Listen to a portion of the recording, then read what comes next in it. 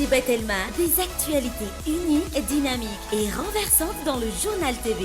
Batimax, le partenaire des bons plans.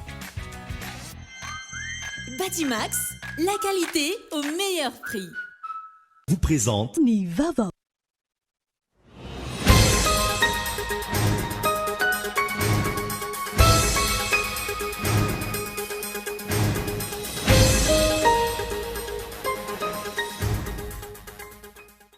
Tonga teny amin'ny fitsarana avo momba ny lalam-pandriana ny iraka ny vondrona Eoropeanina. Antony fionana ny fanaraha-maso ireo fepetra tokony ho tanterahana. Na ireo rekomandasion nataon'ny vondrona Eoropeanina momba ny fikirakirana ny fifidianana ny taona 2022. Maro ny lesoka hita ary isan'ny fampafantarana izany amin'ny herinandro ity. Tokony ravina amin'ny herinandro ity no olandreo mpandrarano ny université izay mitaky ny karaman'izy ireo. Araka ny nambara minisitra ny fampianarana ambony, efa miroso ny dingana ho famahana ny olana amin'izao fotoana rano fanazavana hatrany. Nanamafy ny mahasehatra tsy manara-dalàna ireo fitaterana amin'ny kodiaran-droa eto andrenivohitra ireo mpitatitra fiarakaretsaka. Izany no antony nametrahany izy ireo fitoriana mikasika ny firongatra ireo mpitatitra amin'ny kodiaran-droa teny Tsaralalàna androany. Voasokajy ho isan'ny firenena ahitana zava mananaina maro ahina olan-tamingany Madagasikara aty amin'ny kontinanta afrikanina. Na inona ezaka ho fiarovana azy ireo, sarotra ny ady atao raha tsy voafeny doro-tanety ho ny teo anivon'ny WWF. Tafahoatra ny fipetra izay noraisiny manam-pahefana sonoa amin'izao fotoana entina miady amin'ny valinaretina Covid-19 sy ny fanatratrarana zero Covid ho ny tale jeneraly ny OMS na sampandraraha iraisam-pirenena misahana ny fahasalamana.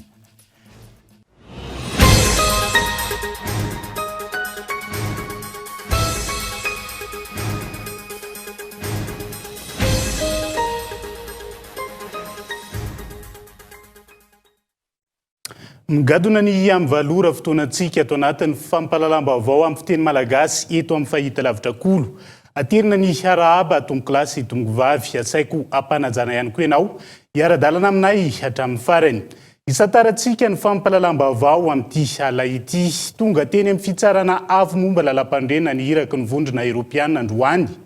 Antony fionana ny fanaraha-maso ireo fepetra tokony ho tanterahana na ireo rekomandasion nataon'ny vondrona Eoropeanina momba ny fikirakirana ny fifidianana ny taona 2022. Maro ny lesoka hita nandridrizay ary isan'ny fampafantarana izany amin'ity herinandro ity. Mianta randriana ivo. Ny taona 2022 hatramin'ny 2022 nametraka rekomandasion maro mikasika ny fikirakirana fifidianana eto amintsika ny vondrona Eoropeanina. Amin'izao fotoana izao, tonga eto amintsika ny iraka avy amin'izy ireo anaraha-maso ny fanarahana ireo toromarika napetraka. Taoriana ny onaniraka avy amin'ny vondrona Eoropeanina ity, tamin'ny sehatra samihafa amin'ny fifidianana tahaka ireo firaisamom-pirenena. Androany, teny amin'ny fitsarana avy momba ny lalam-pandrenana no nanohizana ny fanaraha-maso. Nous rencontrons tous les acteurs institutionnels, politiques, de la société civile. Niona tamin'ireo teo anivon'ny seha-panjakana maro samihafa izahay. Ny firaisamonim-pirenena ihany koa maniresahana ny fanatanterahana ireo toromarika napetraky ny vondrona Eoropeanina tokony ho tanterahana. Mikasika izay dia faly izahay androany fanoraisin'ny filohan'ny fitsarana avo momba ny lalam-panorenana taorian'ny aonanay tamin'ny filohan'ny CENI sy ny maro hafa. Antony fionana ny nijerena ny lafin-javatra maro tahaka ny ara-materialy, ny toerana, ny lafin'ny lalana sy ny sisa mba hisian'ny fifidianana tsara rindra. Législative, institutionnelle, logistique, les choses ont été traitées pour avoir des bonnes élections. Lesoka maro no voaresaka nandritra ny fionana tamin'ny filohan'ny fitsarana avy momba ny lalam-pandrenana io. Nampahatsiaro izay zany zareo hoe zao daholo nge no resahanay tamin'ny boky nalefa netaty aminareo ka mba fandivakinareo ve reny vonona avy nareo mba anarina n'izay lesoko dia zay ny fampiasana teo moa zany resahanay teo moa zany ny boky izay amenay ny vahoaka malagasy hoe mba ho atsarainy ny fomba fiasa ato amin'ny ACC zany sy ny famoahana ny voka-pifidianana raiky. Ny lesoka zay hoe ilaina amboarina tsy dia miankina aminay loatra fa miankina amin'ny lalàna le satria antsika moa zany ato amin'ny fitsarana avo manaraha-pandrenana dia mampiatra ny lalàna.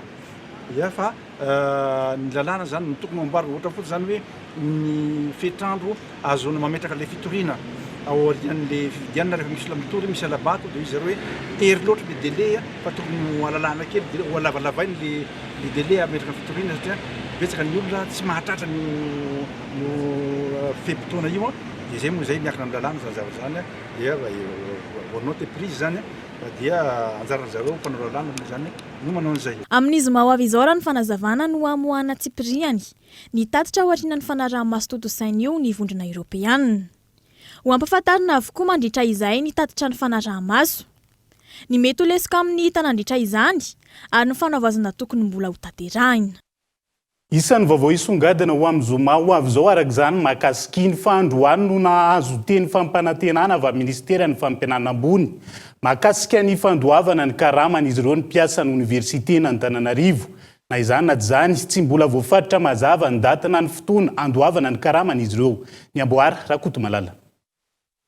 Araka ny fandaharam-potoana ny PAT omaly talata, isy ny fanidina ny vavahady rehetra androany. Nefa tsy tanteraka izany no ny antony fanajana maso ivohiditra ao amin'ny Confucius Akatso. Ny asa mandraraha rehetra nampiatoana avokoa, afa-tsy ny fanadinana ho an'ny mpianatra mpitsabo irery. Manoloana izany fanajana sy fanarahana toromarika izay napetraka ny filohan'ny oniversite Antananarivo izany, miandry ny vahaolona mpahendrena ireto mpiasa ireto raha ny nambarany.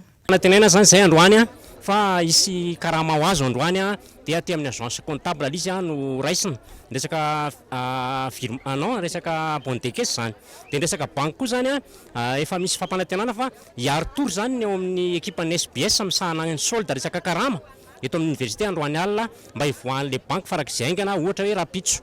Dia manantena an'izay zany reto PAT reto dia nitolerena kely le etsika zany androany dia malagasy tompoko malaza amin'ny fandraisana vahiny ninina ady ninina zatra mitranga dia manaja vahintsika fa tsika andeha hanala baraka tena eo anivon'ny zao tontolo zao olon-dehibe fanaiky sanatria ka hoe ho fitahana amin'ny PAT université tsy zazakely akory ny PAT université ka ho fitahana dia angamba dia tena hoe tsy tentsony hoe mafimafy kokoa ny tolona fa dia tena hoe tena ho avy eto hatramin'ny akoho mamborona angamba anampena grevy.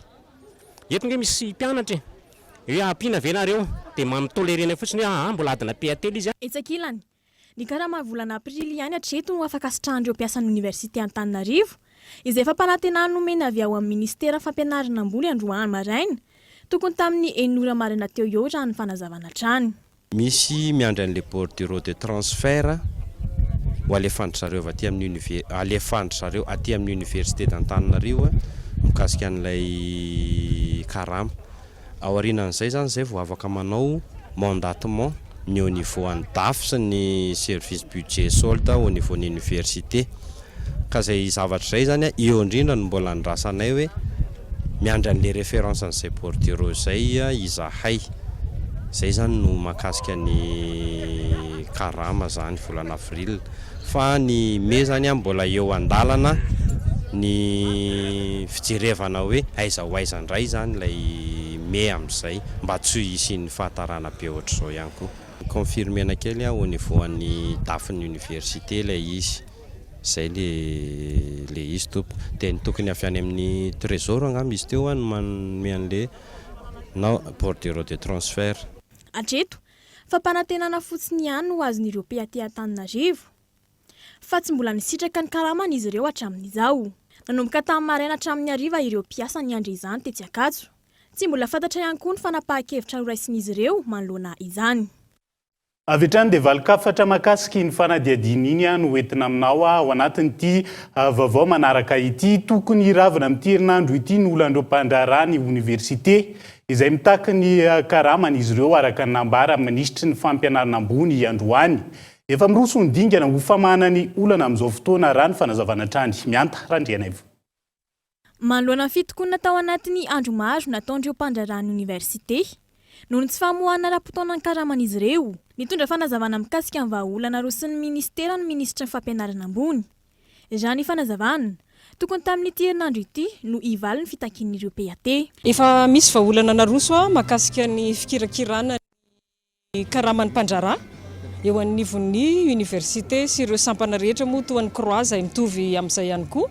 Dia fiovaovana moa tao anatiny misy zavatra fitantanam-bola izay tsy maintsy hajainay aty amin'ny fampianarana ambony sy ny fikarohana ara-tsiansa tsy maintsy manaraka an'izay lamina apetraky ny finance publique zay dia ny fandefasana an'izay sy andrasana ny atota-taratasy izay mianga avy any amin'ny université dia mandrindra an'izay ny tsara homariana fotsiny dia 7 ora fotsiny no hijanona ny dossier rehetrarehetra eo anivon'ny ministera ny fampianarana ambony sy ny fikarohana fa ireo atana-tohatra rehetra izay dingana sy ny lalana tsy mainty hazalovana kosa dia manaja an'izany ary tsy afaka miopefy amin'izany ministera.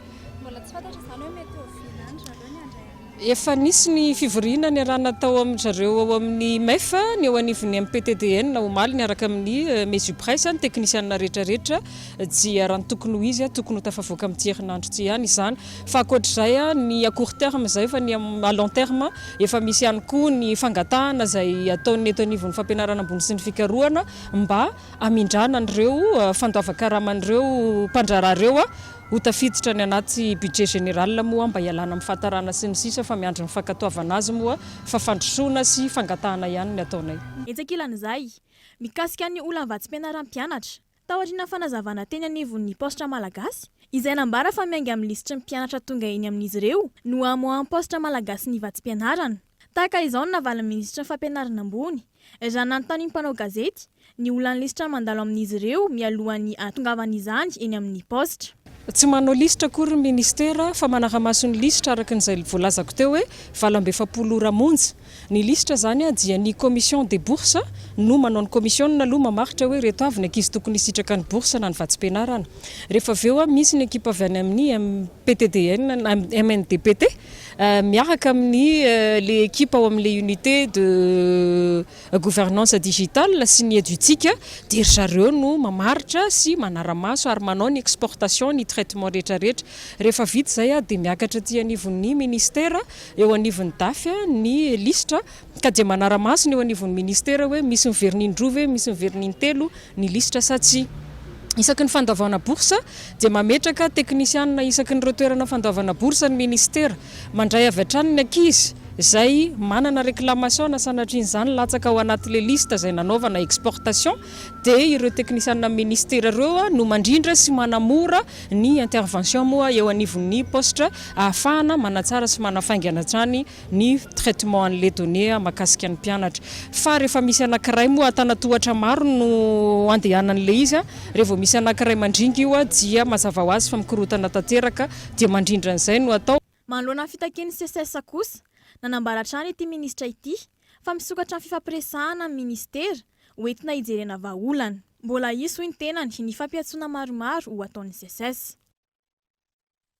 Ho andrasana eo zany hoe amin'ity herinandro ity ve sa hoe samy manana ny herinandro ny ao anatin'izay amin'ity herinandro ity mivalan'izay fa efa andalana ankehitriny ny asa-pikarohana tanterahana eo anivon'ny foibe-pirenena misana ny fikarohana ampiarina eo anivon'ny tontolo ambanivohitra na ny fofifa makasika ny paikady ahafahana manatsara ny famokarambary tanjona ny anatratrarana ny fizakantena ara-tsakafo eo ihany koa ny amerenana ny Madagasikara ho sopotry ny famokarambary aty Afrika sy ranomasimbe Indiana ho ny filohan'ny pirenena nandritra ny fanokanana ny fodo-drafitrasa vaovao ny fofifa teny Ambatobe tamin'ity androany ity. Abraham Randriamanana. Nahita mboka ny ara-mitohy ankehitriny ny asa fikarohana tanterainy avy eo anivon'ny fofifa na ny foibe-pirenena misahana ny fikarohana ampiarina eny anivon'ny tontolo ambanivohitra kasika ny masomboly ahafahana manatsara ny vokabary raha ny nambaran'ny tompon'andraikitra. Vina amin'izany ny famitombona anaty ny fotoana fohy ny famokarana eo ihany koa ny fametrahana fambolena mifanaraka amin'ny fiovan'ny toetrandro ary ny fiarovana manoloana ireo bibikely manimba ireo voly. Misy ny fikarohana maro izay efa nataonareo teto amin'ny fofifa. Afaka anisan'izany ny hoe afahantsika mamokatra masomboly mataty ny aretina.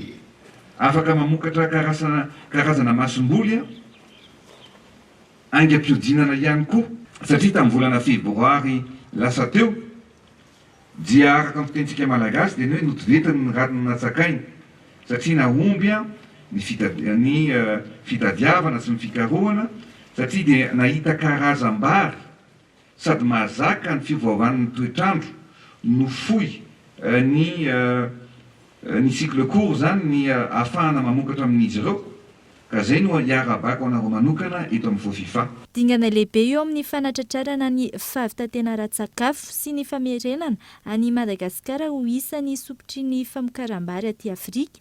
Ny fisiany-drafitra sy paikady izay ho dinihana mandritra ny conférence nationale tanterahana mialohan'ny fankalazana ny fetiny 9 Jona amin'ity taona ity, raha ny nambaran'ny filoha.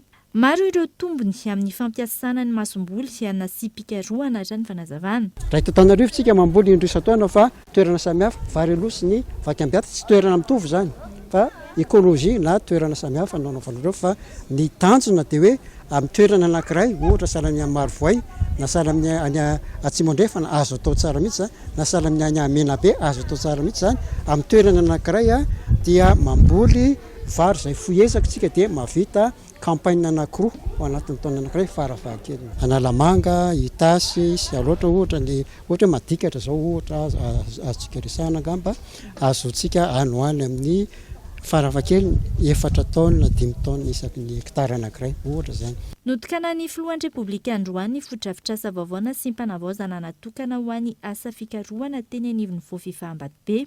Fodrafitrasa izay tafiditra anatin'ny tetikasa fotsek izay ivatsiany vondrona Europeana amin'ny alalan'ny Commission de l'Océan Indien sy ny Siradavola.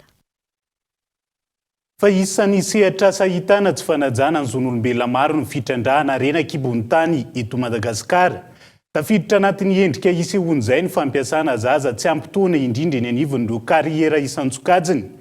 Ny ompana betsaka tamin'ny fomba hanamavanana izany arak'izany ny dinika ny fanaova ministry ny renan-kibon'ny tany sy ny mazovoan'ny vondrona Europeana nandritra ny fijidiana ara-pomba fanajana nataon'ity farany teny ampandrenomby fanampanazavana makasika izay. Ahoana ny ahafahana mampitro anatin'ny sehatry ny ara-dalàna ireo mpitrandraka mbola ao anatin'ny hitantsika amin'ny avy izao hoe tena maro ny ao anatin'ny kaporaraka dia hoe ahoana ny ahafahana miara-miasa ao anatin'izay sehatra izay ny ampy koa an'ireo zavatra izay hitandry zareo zava-dehibe toy ny tsy fanarahana ny zon'olombelona, ny fampiasana ankizy, ahoana ny itiavana ny fampiasana ankizy, maromaro ny teboka izay niresahana teo ka ny toyany dia hoe ifampidinika lalindalina kokoa amin'ireo teknisiana eo anivon'ny vondrona Europeana zany ahoana ny mety ahafahana mametraka tebok'asa miaraka amin'izay formalisation des acteurs surtout artisanal amin'ny sehatry ny renan-kibon'ny tany izay raha misy azondry zareo hitondrana fanampiana zany sy fiaraha-miasa ao anatin'izay. Ao anatin'izay tsy fanarahan-dalàna izay hatrany fa mandidina ny sehatry ny fitaterana kosa indray. Nanamafy ny masehatra tsy manara-dalàna ireo fitaterana amin'ny kodiaran-droa eto andrenivohitra ireo mpitatitra fiarakaretsaka androany. Izay no antony nametrahany izy ireo fitoriana mikasika ny firongatra ireo mpitatitra amin'ny kodiaran-droa teny Tsaralalàna tamin'ity androany ity fitianokoloana. Mienjandroa ny tady amin'ireo mpitatitra fiarakaretsaka sy ireo mpitatitra kodiaran-droa amin'izao fotoan'izao. Nametraka fitoriana teny anivon'ny Hôtel de Police Androany ireo fikambana mpitondra taksi eto andrenivohitra. Raha mifanazavana, sehatra tsy manara-dalàna hoy izy ireo mpitatitra amin'ny kodiaran-droa ka tsy tokony omena fahazon-dalàna hitatitr'olona. Antony le vesatra hoentinay zany aloha voalohany indrindra dia efa nandalo teo anivon'ny filakevitry ny tanàna Antananarivo zany momba ny fandaniana hoe olanina ho manakery eto amin'ny tanàna Antananarivo hoe ny deux roues afaka mitatitra vahoaka dia izay lavina zany izay zavatra hoe arisorana amin'ny filakevitra zany ka matoa ny filakevitra zany efa tsy nandahan izay zavatra dia efa mitsinjo lavitra izy amin'ny mety hilozateraka izay zavatra izay. Raha antsika mahita angambany izao fa vao efatrandro izay nisy le hoe accident na moto izay maromaro kokoa izay. Izay zavatra izay zany ny zavatra tsy mety ka izy efa tsy ara-dalàna zany dia aminay zany tokony no ara-dalàna ny tokony anjaka eto amin'ny tanàna Antananarivo sy araka ny teny filoham-pirenena hoe tany-tan-dalàntsika dia tsisy misy eo ambony lalàna angambany. Nilaza ireto fikambana mpitatitra fiarakaretsaka fa efa manao ireo dingana maro samihafa hitoriana ireo mpitatitra amin'ny kodiaran-droa noho izy ireo izay tsy mitsahatra ny mirongatra ankehitriny. Tsy manaiky ny asa fitaterana amin'ny alalan'ny kodiaran-droa ireo mpitondra fiarakaretsaka ireto. Tonga eto zany zay solotenan'ny fikambanan'ny BRO zany eo amin'ny FTR zany izay nametraka fitoriana zany tato amin'ny commissaire central satria araka ny hitantsika angamba tamin'ireny aina aman-jery ireny zany fa nisy fotoana zany ny commissaire central dia niteny izy tamin'izay fotoana izay hoe nareo mbola tsy nametraka fitoriana dia tonga zany zay androany nametraka amin'ny fitoroena zay solotena amin'ny fikambanana zay iraisanay taksi rehetrarehetra manao siny eo anatin'ny fitoriana iny zany zay zavatra zay misy eo amin'ny 350 amin'ny 100 chef parking zany zany dinganao ataonay zany dia zay dia tsy anaiky hatramin'ny farany matoa zay tonga eto fa dia anatitra an'ilay taratasy any amin'ny parquet zany zay io zany zao dia entre zany nivaliny ohatran'izao na ohatr fa zay dia tsy anaiky hatramin'ny farany zany satria tsy ekenay mihitsy zany aloha raha zavatra efa hoe tsy ara-dalàna mbola anjaka eto amin'ny tanàn'Antananarivo. Andrasana araka izany ny toy ny raharaha amin'ireto mpitatitra fiarakaretsaka sy ireo mpitatitra kodiaran-droa ireto farany izay efa sakasy maso eny anivon'ny fiarahamonina ankehitriny. Taksisy moto iny fa ity indray resaka taksi be izany hoe saika voaresaka avokoa ireo tokotely mahamasana andro ara-bakiteny amin'ny sehatry ny fitaterana raha ny eto andrenivohitra. Tsy maintsy averina ny fifanajana anaty fiara fitateram-bahoaka entanina aromena fiofanana manokana anatin'izay ireo mpamily sy ny mpanampy azy ireo amin'ireo taksi be rehetra eto andrenivohitra. Ny atrikasa momba io izay natomboka tamin'ny fomba ofisialy teny anivon'ny lapan'ny tanàna androany. Endrika herisetra maro no miatra amin'ny vehivavy sy ireo zokiolona eny amin'ireo fiara fitateram-bahoaka raha ny hita amin'izao. Tsy mipetraka intsony ny fifanajana eo amin'ny tanora sy ny zokiolona. Saika mahatsikaritra izany avokoa ny olona rehetra. Misy araka izany ny fifanomezan-tanana teo amin'ny komuna Antananarivo renivohitra ireo mpitatitra sy ny fikambanana iray miady amin'ny herisetra atao amin'ny vehivavy. Ho famerenana indray ny fifanajana eny anatin'ireo fiara fitateram-bahoaka eto Antananarivo hoy ny ben'ny tanànan'ny komuna Antananarivo antony nanaovana ny atrikasa fifampijiniana miaraka tamin'ireo tompon'andraikitra eo anivon'ny komuna sy ireo lehiben'ny kooperativa. Nafisorana ny fikambanana Break the Silence ary manantena fa zao atrikasa zao araka ny tenin'ny vice-président hoentintsika any amin'ny sehatra hafa urbain zao ny resahana suburbain mbola izy ka raha tsika mahavita opération pilote azontsika hitarina amina zotra hafa anisan'izany régional, national sy ny sisa raha ohatra ka mahomby ny asantsika ka manantena fa ho atrikasa hitondra vokatra androany ary mamerina fisaorana antsika rehetra misaotra indrindra.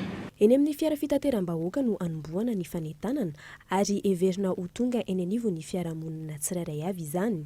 Noresahana any keo dia ataontsika hoe ampahany kely ao anatin'ny fiarahamonina ny fiara fitateram-bahoaka sy ny resaka fitateram-bahoaka fa ny olona tena tianay ahazo an'izay sensibilisation izay dia isika rehetrarehetra eny anivon'ny fiarahamonina izany hoe any anatin'ny fokontany tsirairay avy any. Satria malaza ny chauffeur sy ny receveur ana bus raha izareo ireo no manomboka maka an'izay andraikin'izay iadina amin'izay herisetra izay dia mipaka amintsika mpiarabelona izany hetsika atao izany. Aorian'ny atrikasa iroso amin'ny fanentanana ireo mpamily sy receveur ireo tompon'andraikitra amin'ny hetsika. Manodidina ny 4,000 isa ireo fiara eto andrenivohitra ka manodidina ny 2,1 alina ireo olona isitraka ny fanentanana rano fanazavana. Tonga mitona ny dokam-barotra isika izao trangam-piarahamonina mahakasika ilay fiara nandora moto teny Anosipatrana ary nahafaty tovolahy 3 taona. Mahakasika ireo biby zava-maniry ahina ho lany tamingana eto Madagasikara ampahany amin'ny fanadihadiana hoentina aminao rehefa avy eo mandrapitafa vetivety ary.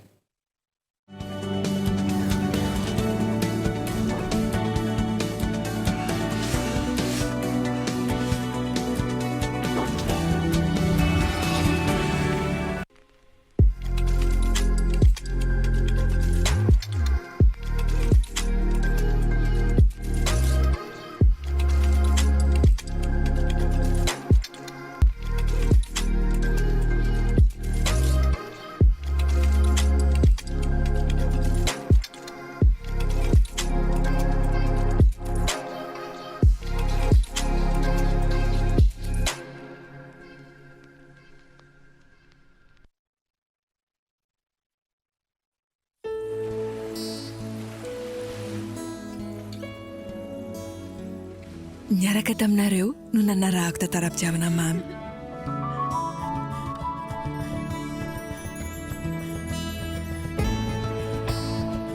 Nahitako karazan-tany maro samihafa.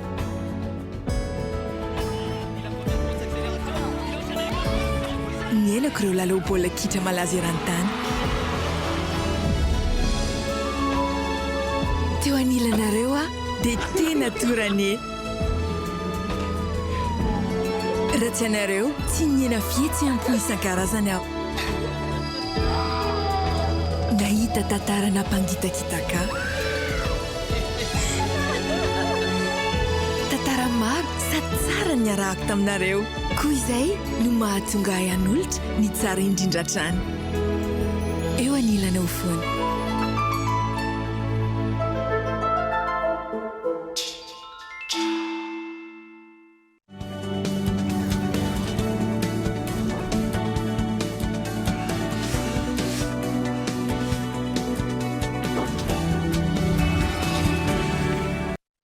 Mamelona ny arabatra ny tombo kilasy sy tombo vavy tonga soa atao anatin'ny tapany faharoa amin'ny fampalalam-baovao amin'ny fiteny malagasy amin'ity ala ity. Isan'ny tarantsika izany maro ireo izay misafidy ny varotra hivelomana manoloana ny olana tsy fampin'ny asa amin'izao fotoana izao. Io no fampiodonam-bola vetivety na izany ho an'ireo hitady fanampin'asa na ireo izay tsy manana antom-pivelomana raikitra raha ny fanadihadiana natao fity nokolona. Azo lazaina ho taratra ny fahantrana ny fitombon'ireo mpivarotra amoron-dalana ankehitriny. Ireo mpivarotra ireo moa izay mbola voasikajo tsy manara-dalàna ary marika ny fitombon'ny vahoaka eto an-drenivohitra. Maro nefa no misafidy ny ampiodom-bola amin'ity sehatra iray ity raha ny fanadihadiana noho izy azahoana tombony vetivety kokoa. Raha ho an'ity zatovolahy ity, mivarotra voankazo mandehandeha no antom-pivelomany. Manomboka amin'ny 4 alina ariary ny vola ampiasaina ka ny tombony azo amin'izany no ahafahana misakafo sy mandoa hofa-trano isam-bolana. Indraindray izao arakaraka ny zany ohatra misy ana dia mahazo 50 000 indraindray latsaka izay indraindray 25. Isan'andro ihany, sakafo isan'andro ihany zavona dia izay tsy ny hofa-trano. Dia tsy maintsy mandeha foana ako. Inona moa natao fa tsy maintsy mandeha foana. Izay azoko ela amin'io mahita inona izany rehefa na izay azoko ela amin'ny efa liana. Miovaova. Indraindray izao lany izao ny voasary dia miditra indray ny lany voasary dia tsisy lasa amin'ny volana desambra indray ny ledisy miakatra. Izay voankazo miakatra eo izany dia mety daholo, vidinay daholo. Ho an'ireo izay manana fahefana ambon'izay kosa, 5 alina ariary no ampiasaina entina mampiodom-bola ka anisan'ny azo atao amin'izany ihany koa ny varotra boky mandehandeha. Manomboka maraina mandrapahariva ity raim-pianakaviana no mitety Antananarivo ary io no ahafahany mamelona ny vady aman-janany efa aman-taonany izao. Vola ahodiko izao 50 000 ariary, isan'ny farafahabe izy dia 20 000 ariary izy no farafahakely no ampiasaina. Raha hoe mba mandeha zao tsena izao ohatra malafo boky folo ianao manenjika ohatra ny hoe 5 000 ariary ny alaina 3 000 ariary dia mety 5 000 ariary. Korsa 3 000 ariary zany ny korsa alaina. Tontolo andro any no vezivezy eto amin'ny play dia villa Analakely eto. 7 taona izao, 7 taona mivarotako. Raha ity tsy mahavelona fa misy vadin'asa mba vohatra izay dia miopy mamboly ohatr'izany. Misy amin'ireo olona manodim-bola amin'ny varotra no very asa teo aloha. Eo ihany koa ireo mitady fampidiram-bola fanampiny ka mampiasa ny vola ampelantanany mba ho ahodina indray. Manomboka amin'ny 2 hetsy ariary no ampiasaina raha toa ka manana fahefana. Mivarotra ireo karazana entana misy tombom-barotra bebe kokoa ireo izay manana fahefana amin'izany. Na dia izany aza, nilaza ireo mpivarotra manodim-bola fa niena ny fahefan'ny mpanjifa noho ny fahasarotan'ny fiainana ankehitriny. Resaka varotra izay dia ho tohizantsika anatin'ity vaovao manodidina ny tranobe ny varotra sy ny indostria ity. Misokatra manomboka rahampitso ny fisoratana anarana anatin'ny lisitra vonjomaika ho an'ireo mpandraharaha. Mikasa ny fidiana ho mpikambana feno eo anivon'ny CCIA ny tranobe ny varotra sy ny indostria eto Analamanga. Araka ny fanambarana nataon'ny komite ad hoc mikarakara ny fividianana androany. Azo atao ihany koa no misoratra anarana anatin'ny tranokala ny CCIA ho an'izay tsy afaka ny manantona izany mivantana eny an-toerana fanampanazavana. Rahampitso ny fisoratana anarana ho mpifidy ao anatin'ny listim-pifidianana vonjomaika ho mpikambana maharitra eto amin'ny antemera mivarotra sy ny industrie eto Antananarivo. Ho tosaina amin'ny 7 volana septambra ny fifidianana amin'izay fotoana izay. Mazava ho azy fa manomboka rahampitso dia afaka mandray ny dossier ny chambre de commerce et d'industrie ato na ho an'izay tsy te handalo aty amin'ny FOIB dia mijery ny tranokalan'ny chambre de commerce et d'industrie cci.mg. Ao anatin'io tranokala io daholo ny zavatra tokony ilaina mba ho mpifidy sy ho candidat. Trangam-piarahamonina kosa indray tsy mbola hita hatramin'izao ilay fiara nandona moto teny Anosipatrana tamin'ny 20 aprily. Lozam-pifamoivoizana izay namoizana aina tovolahy iray 13 taona.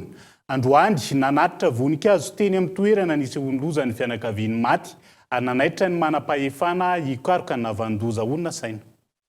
Efa ho 10 andro izao tsy hita ilay fiara nandonany tanjona tovolahy iray 13 taona nitondra moto namony ainy rehefa nifaon'ny fiara teny Anosipatrana.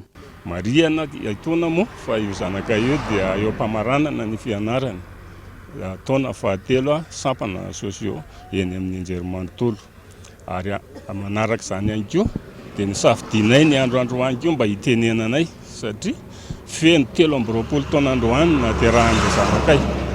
Ka eto dia tohana tokoa fon'ny fianakaviana.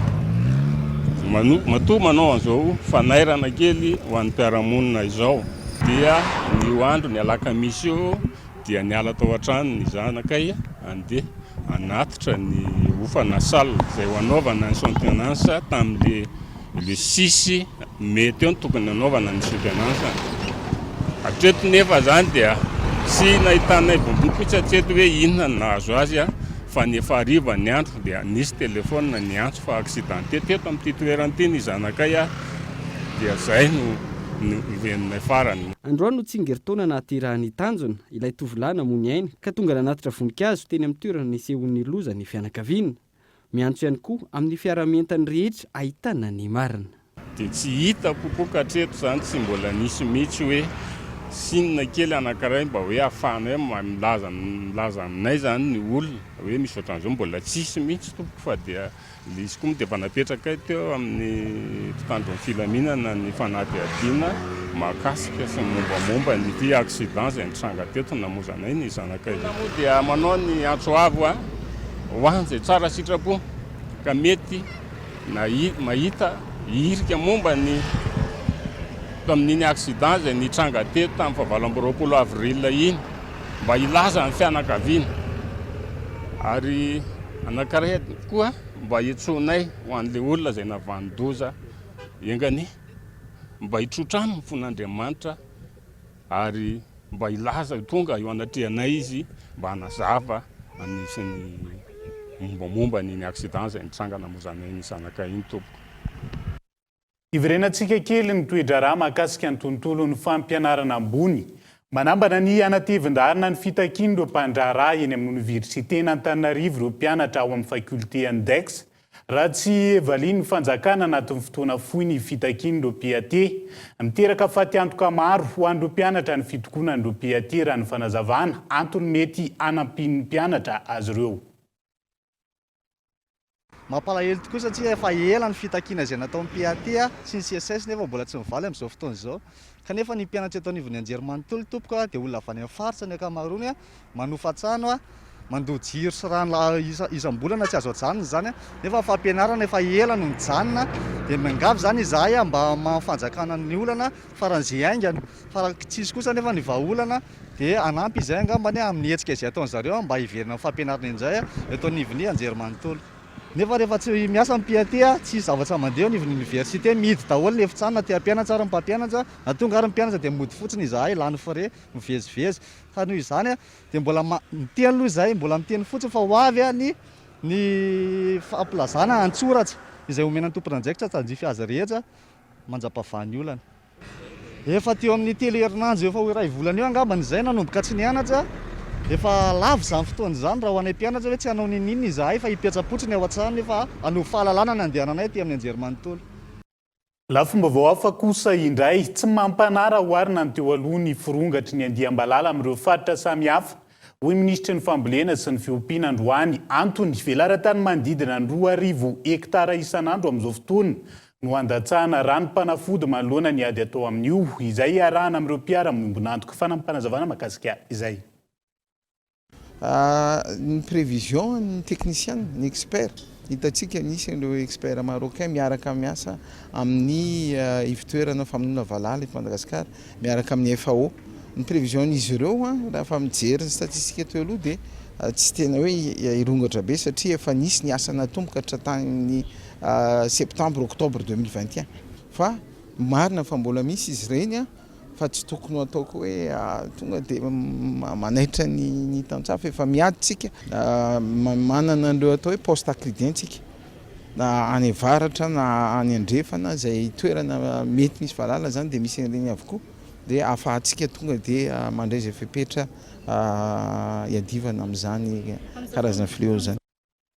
Raha toka tsy mampanano momba ny andiam-balala arak'izay fanazavan'izay ity mifanohitra amin'izay satria resaka fahalanina tamingana no resaka eto.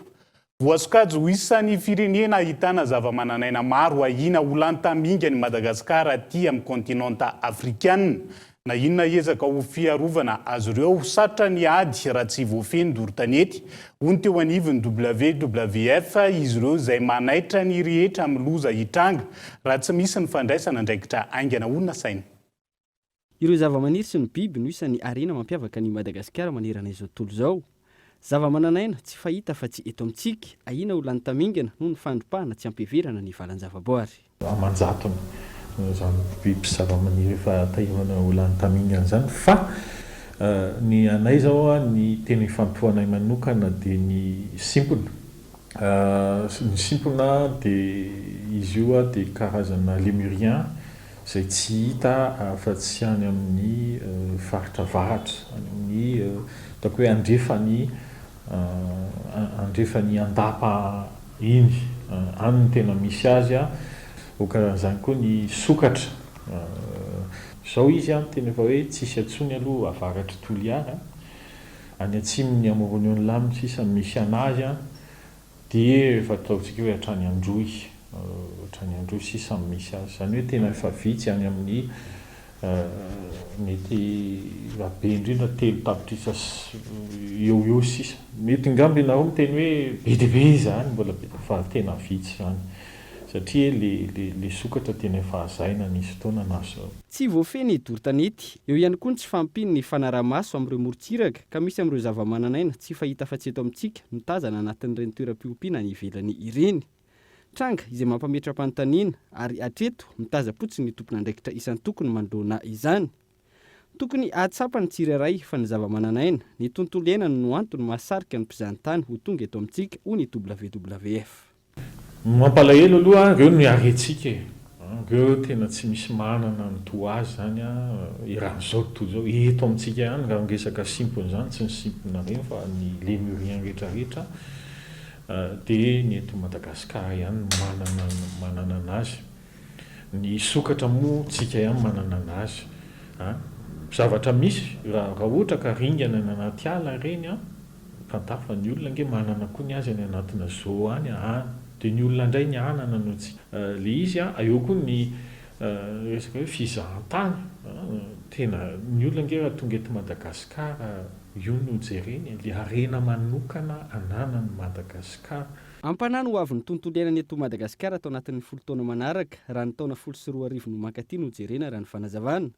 Tandavan'ala amanetsy ny hektara no ravan'ny afo, tsy manan-konenana ireo biby arenan'i Madagasikara.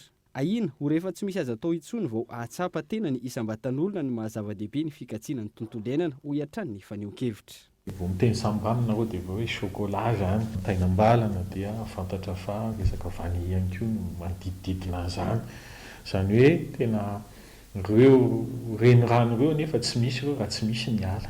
Io mbola ala ny tandavan'ala be io any amin'iny faritra iny. Rava zany io rava daholo ireo na ireo fiarikarentsika ireo na ny vanille na ny cacao na ny fambolem-bary izay tondrahana ireo renirano anankely ireo mahatratra eo misy ataony amin'ny 90 millions de dollars ny valeur ny vary.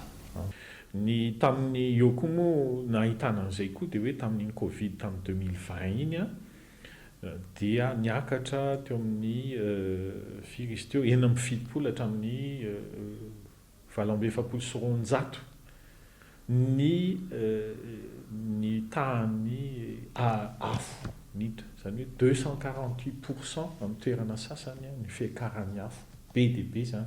Ny dikan'izany dia tena hoe mbola marefo vao misy shoka zany eto hita taloha vao misy shoka politika dia iny fa mitombaka rongatra ny afo. Tonga ny Covid rongatra ny afo. Ny dikan'izany tena mbola misy asa miandry antsika zany amin'ny fiarovana an'io ala io. Biby sy zava-maniry manodidina ny roa alina karazana isan-taona ny tandondondoza ho lany tamingana antony tonga ny IUCN na ny Union Internationale pour la Conservation de la Nature anokana ny 12 Mey ho andro maneran-tany ho an'ny zava-mananaina atahorana ho lany tamingana mba hahatonga saina ny isambatan'olona amin'ny lanjan'ny zava-mananaina ka hikajy ny tontolo iainana dia ny tsy mbola tara loatra mba tsy honohono no ampita amin'ny taranaka. Ho an'i Madagasikara, isan'ny mbola andrasana ny politika mpanjakana mazava hiadiana amin'ny toron-tanety. Fahitana fiakarana ny vidin'ireo legioma eny an-tsena amin'izao fotoana izao, anisany antony mahatonga izany ny fisaran'ny fitaterana mandra-pahatongavany entana eto Antananarivo, io ihany koa ny olan'izay sedrainy do tantsaha amin'izao fotoana izao. Fanadihadiana fi nokolona.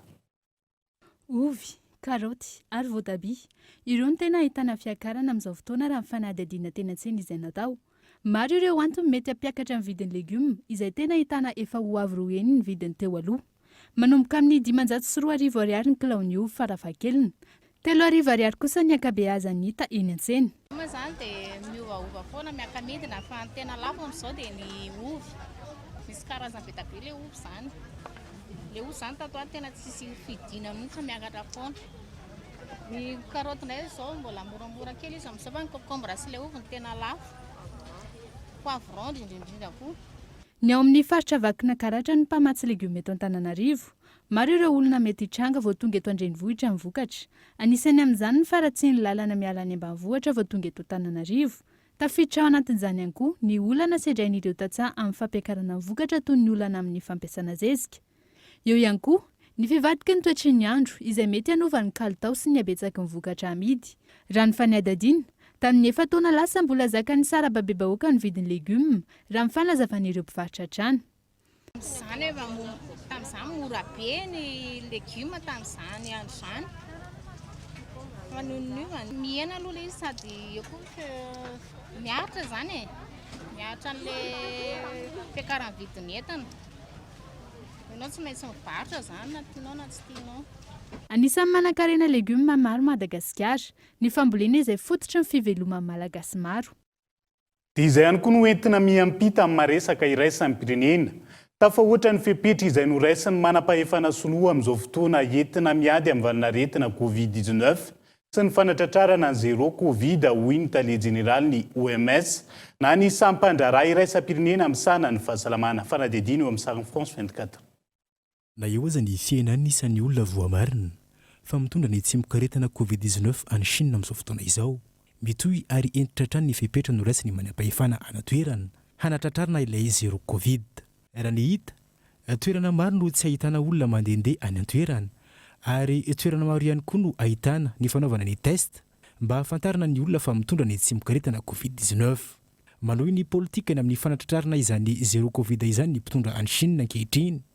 Izay politika noverin'ny OMS fa tafahoatra loatra. Tsy aivana, nanomboka tamin'ny volana aprily lasa teo no niditra tao anatin'ny fiboana indray izy ireo araka ny fanapahan-kevitra ny mpitondra fanjakana. No ireo tranga izay niseho mihoatra ny 504 alina isan'andro. Mametraka ny politika ho zéro Covid hatrany izy ireo raha nambarany tale jeneraly ny OMS fa tafahoatra loatra izany politika izany momba ny ady atao amin'ny Covid. Nambarany tale jeneraly ny OMS fa niresaka tamin'ireo manam-pahaizana sinoa izy ireo ary izany fomba fiasa izany dia tokony tsy haharitra. Tokony hametraka fepetra maromaro izy ireo entina miady amin'ity virus ity fa tsy fepetra tokana tahaka izao. Tsy mandaitra amin'ilay variant Omicron ihany koa ity fepetra ity ankilany. Na eo aza ny fanohizana ny politika ho an'ny zéro Covid apetraka ny mpitondra any Chine izay. Tapitratreto ny fotoana iarahako aminao amin'ny androany ankasitrahana feno fanjohiana ao an-trano ny vaovaon'ny kolo naiza toenina misy anao. Ny tena kosa manome fotoana anao raha mpitso amin'ny ora mahazatra veloma tompoko.